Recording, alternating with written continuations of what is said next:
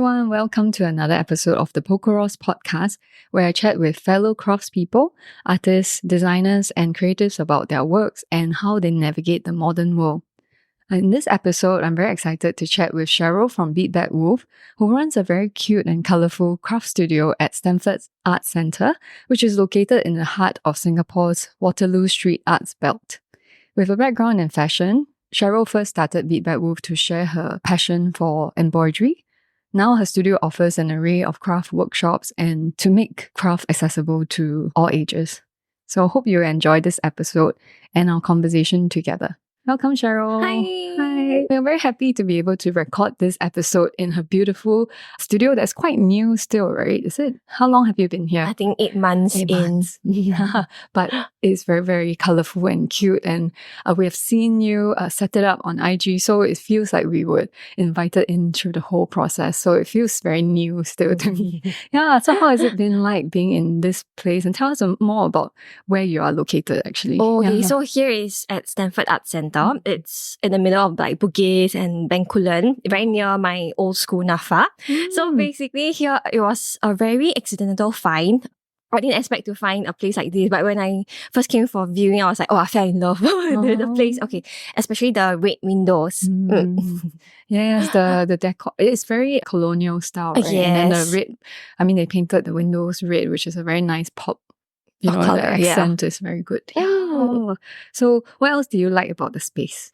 Oh, okay. So this space is very spacious, but it has this very like old school vibes to it, like the surrounding and all. So basically they have a lot of like dance studios upstairs, theatre, black box, they call it, upstairs as well. So all in all, the place is very artsy. Yeah. So I felt like, my craft studio, like, really might suit the vibes here. So I was like very happy when I got the place. Yes, it's kind of like a dream studio, right? Like you get to do all that you have ever dreamt of. Yes. Yeah, tell us more about what you do in the studio. Okay, so basically I run craft workshops, you see. So everything from embroidery to tufting to punch needle, okay, everything that is like under the textile umbrella. Then recently we have this hand knit bag, which is popping off, I guess. And then, so basically everything that's crafty and like something we want to create like something more accessible for everyone of all ages. So, I mean, like kids can join, like diaries can join. That kind of that's such a vibes. great idea. Like, I mean, bringing craft to everyone, right? Like, there's like, so how do you keep the craft kind of simple enough so that it, more people can attend? Yeah. Okay, so basically in terms of like teaching wise, we try to break down in like smaller steps and we really teach very basic techniques in the buffet, basically the craft buffet. So you have this thing called the craft buffet. Correct. Right? Okay. So craft buffet is like, like the beginner's option to craft. Then something a little more intermediate, we call it like the committed crafter kind of thingy. So a bit more in-depth into the certain craft, but maybe like 3 or more hours of focus. So craft buffet, do you need some experience or is really for anyone? Beginners. Yes. But I understand it's self-guided as well. Oh, yes.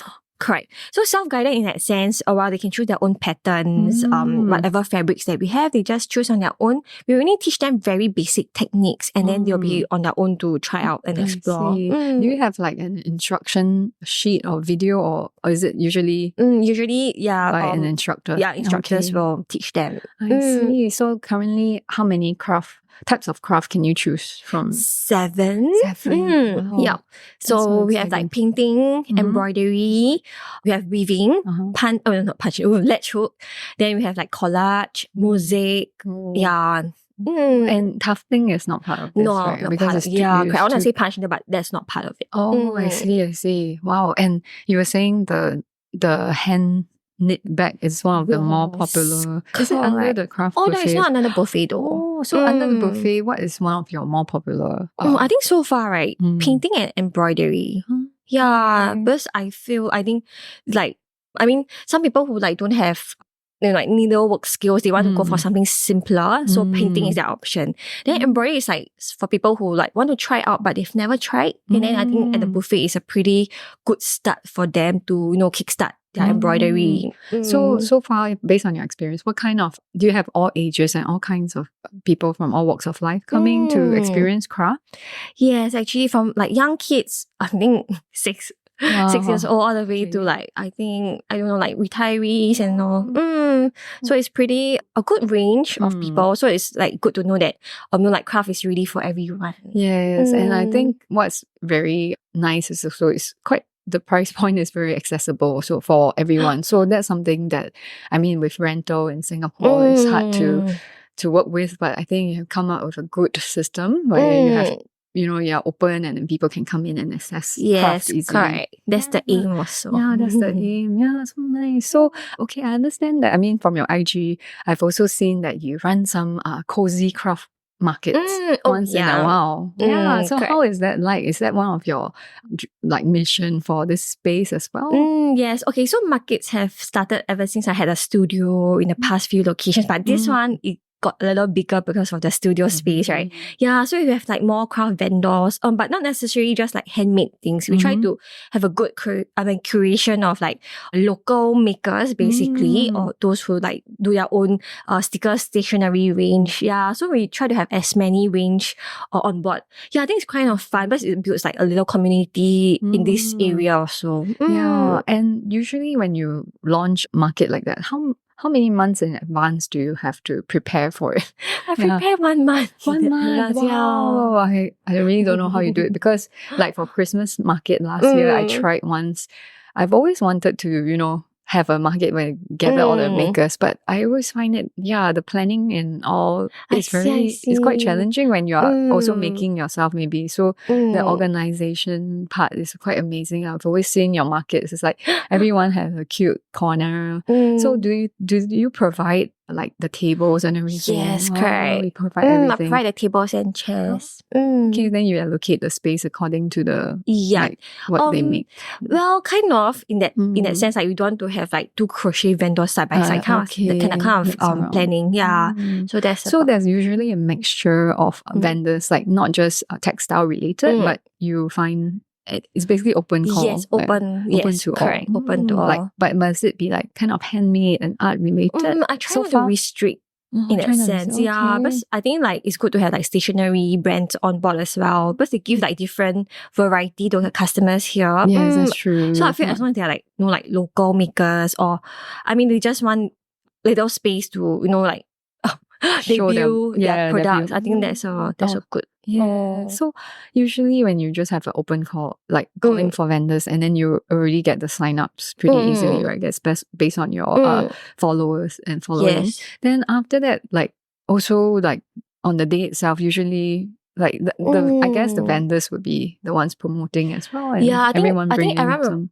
Bring in some. I mean, like promote in a way or two. Like, so for me, I definitely have to run like ads to get it. You do? Yeah, okay, like more to put even, across. Wow. Correct. And this location is very accessible, so I think it's definitely. And I know that you have one coming up as well. Yes, right? correct. In July. In July. Okay. I hope this episode will be out by then, but I'm not sure. Okay, no worries. So, but then, but I understand you do it quite regularly, so I'm sure you have something lined up for Christmas as well, right? Most likely. No, usually the plan depends on like the bookings in the studio as well. So if that weekend is free, Okay. So wow, so that's so exciting that you took your craft and you made it into a business, and then now you're offering it as a platform for so many people who loves craft as well to come and enjoy and showcase their works. Yeah. So like, how did you actually personally, your personal journey, how did you start? Your craft journey, when did it start? Was it like when you were a child? Okay, so craft has been like a hobby shared between me and my grandma since young. So she taught me like crochet, hand stitching. I mean, like, okay, cross stitch, definitely cross stitch. Yeah, so she taught me a lot of things. But I think something we did together, like we like to do craft together. Yeah, so it came from that kind of like family time bonding kind of thingy. Yeah, so for it to turn into a business, it was very accidental. Yeah, so because I did my diploma and degree in NAFA, in fashion design. Yeah, so being in the fashion industry was like my dream. I would never thought of like, like doing craft, as a career, because I never thought it could. Yeah, but craft was very infused into my collections. Like my final year projects were like had a lot of crochet details and stuff like that. Yeah, I guess from there, then I was in the fashion industry, right, for like almost 10 years. Oh, Then- I see. So like I was having my maternity leave. I mean, when I gave birth to my second child. So I had this period of like very, not say free, but like this very quiet time, like a lot of time to myself while taking care of the kid. Okay. So that, there was this time where I thought, okay, I think I want to do some like embroidery because it helps me de-stress and not so like, not so much like overthinking and that kind of thoughts. Yeah. So that helped me through the, like the 3 months of leave and stuff like that. Yeah. So then suddenly, when I posted on IG, right, then someone asked me if I was keen to facilitate a craft workshop, like embroidery. So like that was when the first. That was the first. Oh, like the first door opened and I didn't know whether,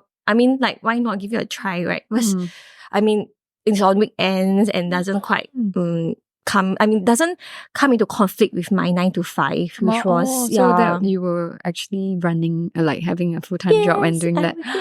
And what year was this roughly when you did your first workshop? If I'm not wrong, should be 2018. Okay. Oh, so I had like juggled between like workshops on the weekends and my 9 to 5 for like, approximately 3 years. Okay, Yeah. so embroidery was your first workshop and then just continued. But was Bead Bad Wolf already the brand? Like when did this brand come about? So Bead Bad Wolf came when I first posted on IG. Correct. That's such a cute name. Yeah, very clever name that everyone would remember. I see. So your embroidery, you probably use beads as well, that's right? the reason. That's the reason. It's very, very special and like you can remember it like once you see it. Okay, so workshop was like really your first kind of like into craft and then shortly after that you got your studio because you were decided decided to take a leap. That's so fun. Kind of grateful. I mean, it's been a really good season. Like how I really enjoy what I do. Yes, so it's like very, very fun to do what I like to do. So. Yes, I mean we can really see your joy and like it's contagious almost when you look at your IG, you know, like how you can really see like the fun of making and craft and then bring it to people. So I'm sure people want to come here and also experience craft. And I like what you said, like about bonding actually, like deep down inside is craft is this time where you can bond. Yes, correct. And I think you're creating this opportunity for people to come with friends and family to bond. True. Actually, even not alone also can. I also like the craft alone. Bond I mean, the me time. The me time. Like the therapeutic. Like how it helped you. Correct. It's so nice. I also recently had this idea like, workshops like at the end of it is you can learn a craft or whatever, but it's really that me time, that time where you can be quiet and still to make something that is what you take away from it the most, I think. It's so nice. So coming up, I also saw that you sometimes go out for, like you said, like workshops and other events, right? So are there any, like, I see that sometimes you have collaborations like with brands and they add some embroidery on their work. So are there any memorable ones that you like to share with us? So I mean, there've been quite a little collabs here and there. I think this whole collab culture has been taking off like recently also. So I think maybe memorable would be, I think Superga, definitely. Because we had like the second one ever since we started. I think it's very like pretty good feedback in that sense. Like people who like to customize their items. So I think it's pretty fun in that sense. That was quite a fun collab. Is it like you are there to teach the customers or customize? So on the spot you have to customize. Yes, on the spot I have to do it like embroidery. Can you do it? Depending on the design. So I try to keep my designs like within a 10-minute kind of thing per customer. So you can actually do an embroidery for within 10 minutes. That's crazy. Kind of. That's amazing. Very impressive. So you have like a few standard designs and then they take. That's very clever. The system, right? It's like easy to export out outside. Okay, that's so fun. Okay, is there any are there any projects or collabs or any dream projects that you have coming up that you would hope to do in the future? Maybe? Wow, I also don't know whoever comes knocking with a good idea. I think that kind of I will embrace it. Okay, so you're quite open for new challenges. I mean, but you never know what you can do with it. Like, especially like people who have great marketing ideas, they can think of all sorts of ideas. I'll just bring in my craft. And I think that's the fun part about collabs, right? Like when Oh. people bring in the extra thing to your brand already. Yeah, Because, that's true. Yeah, because we work alone as well. So sometimes, to have that external eye is quite interesting. That's true. Okay. Wow. So, okay, do you have any plans for a Bead Bad Wolf moving, like in the near future? I would say 5-year plan, but 5 years is a bit too far for me. I'm like one step at a time. I think okay. Yeah. Okay. So I mean, in the near future, it's like 1 year later. Actually, my plan has been to take hiatus. Yeah, I mean, not say good news, bad news, but it's something like that works for me. In the next 1 year, I want to take a break. Because this lease will end ultimately. Yeah, so the lease will end like next year. And then I thought, okay, I'm just going to take a good break to really delve into craft without having to think about my rental liabilities for once in like these 5 years. Yeah. So it's like the time to really, I mean, I hope to do like corporate events definitely, but I don't really have a need for a studio space. That's ultimately the dream somehow for next year. Yes, I see. Yeah, so more like maybe collaborations, corporate. Yeah, I mean, anything is fine. Workshops can still go on outside of the studio space. Yes, I think it's always sustaining that, like the rental that's a bit of a burden. Yes, correct. I mean, it's been not say a burden, but it's something that comes part of your business. It's like you have to pay rent regardless how big or small your studio is. Yeah, so the rent is definitely something that is more business. Makes you you have to put on your business cap instead of like your crafting hands. That I would rather focus on that kind of thing. That is so. I understand because you're more like it's either you're an artist or a crafter, but then now we have to also be the businessman. I know. So would that be one of the main challenges you think running the business is to be the business person?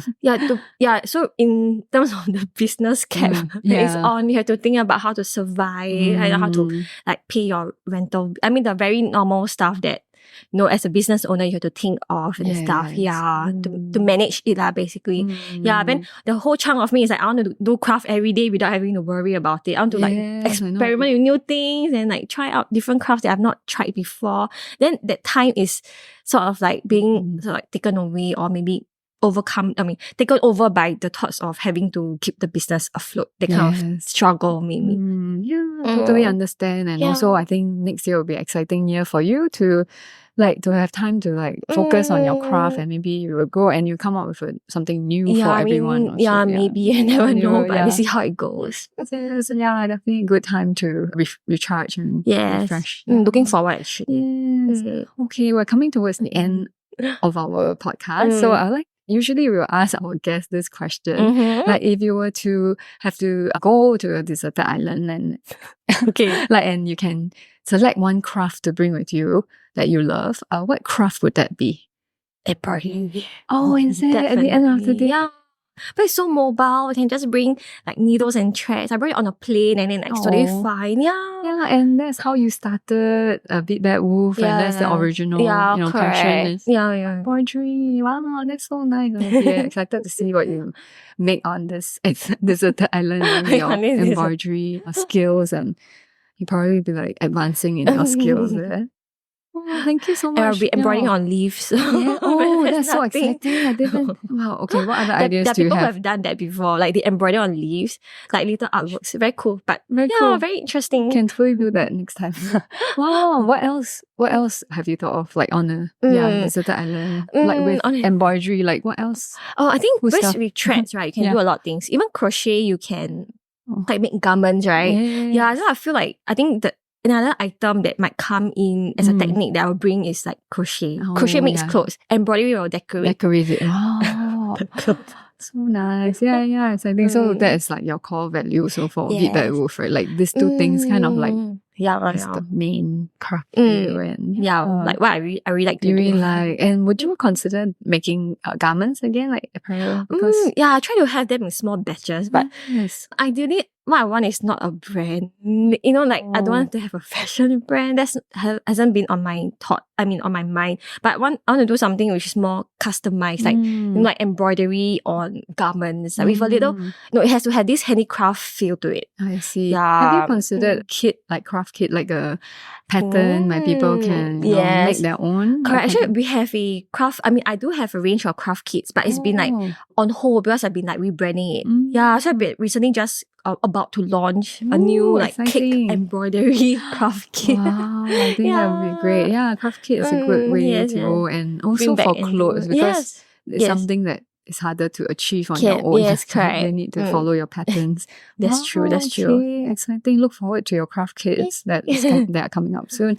Okay, so thank you so much for Thank having us today and you. coming on our podcast. The studio is beautiful. We hope Thanks. to go around a bit later and appreciate all your work. Thank you for coming Thank on. you. And for all those who are listening, thank you so much for tuning in today. This podcast will be available on Spotify, Apple Podcasts, YouTube, and the full video clip will be available on our Patreon. So head over to check out more. See you then. Thank you. Bye.